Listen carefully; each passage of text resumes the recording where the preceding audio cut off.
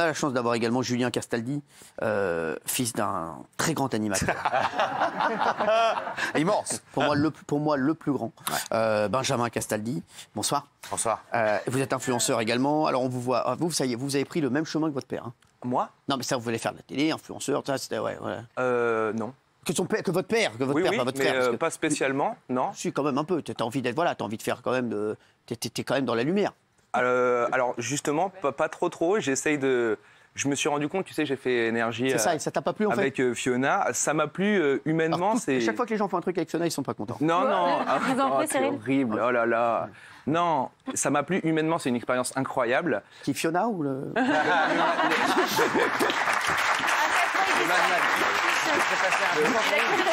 Le Mad Max, c'était une expérience de dingue. J'ai toujours rêvé, tu sais, de montrer à mon. J'ai adoré le Mad Max. Moi, j'ai toujours préféré le Mad Max au Mag.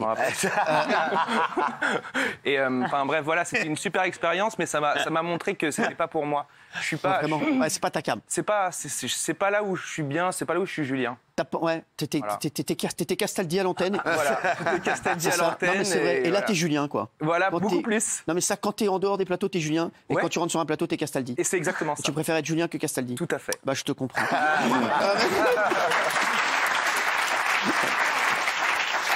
Non, mais est-ce que toi, tu as eu des moments difficiles ou est-ce que ça a été facile d'être le papa le fils de Benjamin, le papa parce que j'ai l'impression que tu es plus mature que lui, c'est pour ça. En fait. Non, mais si, mais c'est vrai. Non, mais franchement. Difficile. Quand tu es petit, tu as la critique des enfants de toutes les façons. Donc, genre quoi, les enfants disaient, ouais, de toute façon, on s'en fout, ton père, il voit rien, tout ça. Non. Mais tu avais. Tout m'est dû, en fait. Quand t'es un fils d'eux et que t'es enfant, en plus, souvent les enfants, ils sont conseillés par leurs parents, donc ils te sortent des propos qui ne sont pas. Donc c'est ça, donc ils entendent un truc, ouais, t'es avec. Non, mais c'est vrai, je suis sûr. Moi, je suis sûr que mes enfants, il y a des gens, ils disent, ah, t'es avec le con d'Anouna. C'est ça. Donc en fait, ils te sortent des propos qui viennent pas de leur bouche, donc ils sont beaucoup plus blessants parce que t'es petit, tu comprends pas. T'as été blessé parfois? Oh oui, j'ai été blessé plusieurs fois. En plus, j'avais pas physiquement, j'étais pas au top. Donc, tu vois, tu es un peu le reflet de ton père, ceux qui te connaissent pas. Donc j'en ai pris pour mon. C'est dur ça. Ma pomme. Oui, c'est dur. Julien, quand il était petit, il avait un obèse, presque obèse, on va pas se mentir. Obèse, on va pas se mentir.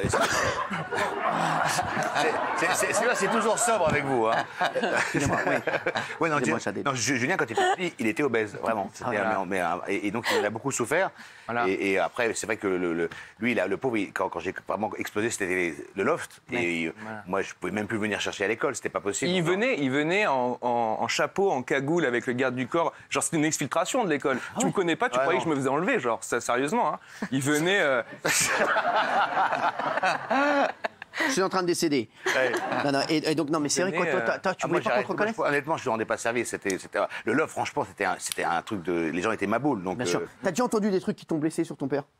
Ah oui, le pire, c'est, tu sais, il y a un moment, il avait fait un article où j'étais pas au courant parce que j'étais en internat, où il pensait mettre fin à ses fins, mettre fin à sa vie, tu vois. Et du coup, les gens sont venus me voir en me disant, tu sais que ton père a projeté d'en finir et tout. Donc, quand tu es en internat, que tu es dans un...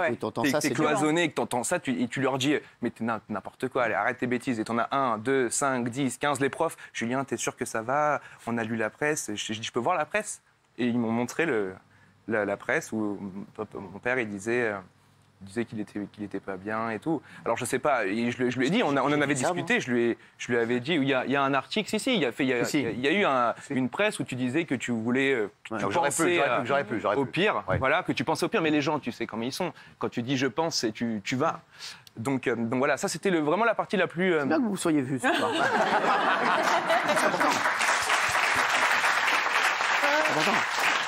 Non mais je me rends pas compte, franchement ça me blesse parce que c'est vrai que quand j'ai répondu cette connerie, j'ai pas du tout pensé à mes enfants. Pas du tout, j'ai pas du tout pensé. J'imagine. Voilà, je suis désolé. Voilà, non mais il y a pas de souci, il y a prescription et puis on a rattrapé. Ça t'a aidé quand même à être le fils de Benjamin parce que tu nous as dit que ça t'avait pas plu. Mais mine de rien, je pense que ça t'a aidé aussi pour intégrer la télévision. Ah oui, alors pour intégrer la télévision, c'est sûr. Ça, oui, j'ai eu un VIP pass, mais j'ai fait un casting, on était une dizaine. Je sais, non, mais t'as fait un casting qui était très bon, Julien, je le dis. C'est vrai que... Non, mais c'est la vérité. Moi, c'est pareil pour moi. Quand Drucker m'a engagé, j'ai fait un casting. Il savait très bien qui l'engageait et il m'a pris pour faire le cinéma. J'avais des grands-parents extrêmement célèbres dans le cinéma, donc pour lui, c'était utile. Mais vous aviez du talent aussi, Benjamin. Moi, je voulais comme Julien. Pour le piston, on en a tous, à tous les niveaux. On a toujours un petit coup de piston qu'on soit dans charcutier, etc. Ce qui est embêtant, c'est quand on reste alors qu'on n'est pas bon. Et pour le coup, Julien était très bon, mais il n'avait pas envie de faire de la télévision. Voilà. J'ai voulu me prouver que je pouvais. En fait, je voulais montrer à mon père. Tu sais, quand t'es pas bien dans ta peau, que t'as pas vu beaucoup ton père, que tu te rapproches de lui et plus tard, t'as envie de lui dire, regarde, moi aussi, je peux faire.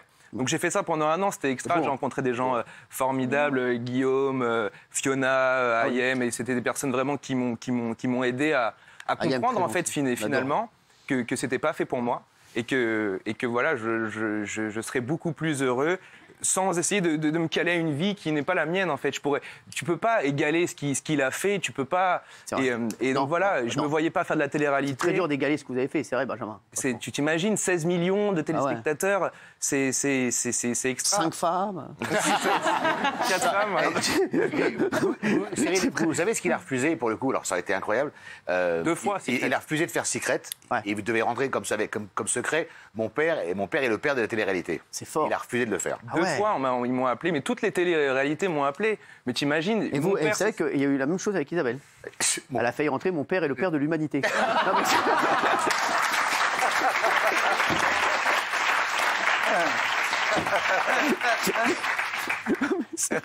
Je l'ai vu dans Secret Story, elle s'en rigolait. C'est magnifique. Alors, mais Julien, aujourd'hui, je te sens. Alors, je ne sais pas si vous avez remarqué. Je le sens hyper apaisé. On dirait que ça y est. Il a réglé ses comptes aujourd'hui. T'es avec une meuf, je suis fiancé, il va se marier l'année prochaine. C'est sur un tour. Quel Sina? Quel Sina? Je sais pas, Non, mais jure quoi, tu vas te marier? Non, ouais, j'aimerais bien me marier l'année prochaine. Tu vois, j'ai un modèle. Invité ou là Bien sûr, je vous ai invité pour le mien, vous n'êtes pas venu, mais je peux vous réinviter pour Non, mais je ne vais jamais au mariage de. Ouais, c'est ça, bah alors. Mais lui, je veux bien. Je veux bien, franchement, je veux bien.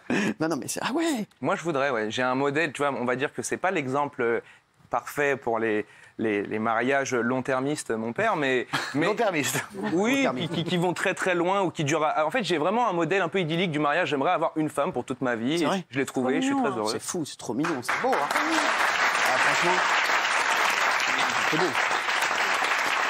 C'est beau. Lui, je l'adore. Hein. Ah oui, incroyable. Ah, mais il est extraordinaire. Et là, t'es amoureux, là. Ah, je suis hyper amoureux. Elle s'appelle comment? Elle s'appelle Chiara. Chiara? Ouais. Ouais. Une Allemande.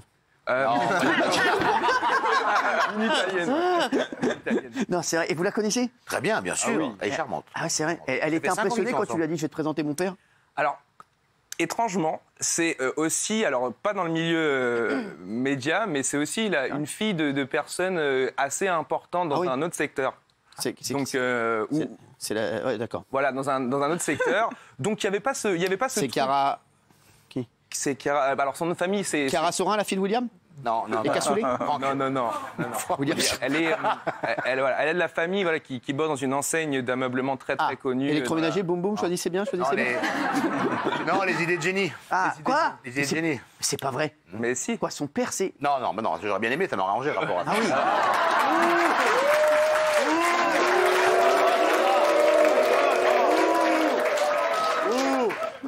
Non, c'est la belle-fille. C'est la belle-fille. Ah ouais. C'est la belle-fille. Donc il n'y a pas eu ce truc de comme quand j'étais sur la 12 où les nanas elles venaient à foison sur les réseaux et avec comme ça d'intérêt de côtoyer un fils d'eux. Là, c'était vraiment hyper sain quoi.